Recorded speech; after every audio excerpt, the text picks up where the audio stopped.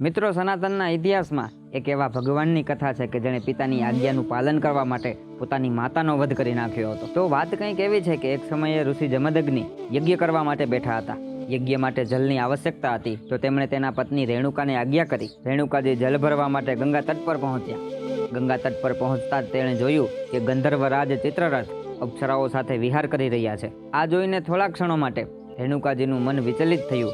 જલ લઈને આશ્રમે પાછું જવાનું છે તેઓ ભૂલી ગયા. બીજી બાજુ ઋષિ જમદગ્નિનો યજ્ઞ કરવાનો સમય વીતી રહ્યો હતો. તેઓ ક્રોધે ભરાવા લાગ્યા હતા. જ્યારે રેણુકાજીને આ વાતનું ભાન થયું ત્યારે તેઓ આશ્રમે પહોંચ્યા. પણ ઋષિ જમદગ્નિ પોતાની દિવ્ય શક્તિથી રેણુકાજીના વિચલિત મનને ઓળખી ગયા હતા. તેણે ક્રોધમાં ભરાઈને પોતાના પુત્રોને આજ્ઞા કરી કે તમારી માતાનો વધ કરી નાખો. પણ માતૃ પ્રેમને લીધે કોઈ પણ પુત્ર આગળ ન આવ્યો. ત્યારે એક પુત્ર આગળ આવ્યો. પિતાની આજ્ઞાનું પાલન કરતા પોતાની માતા સહિત પોતાના ભાઈઓનો પણ વધ કરી નાખ્યો.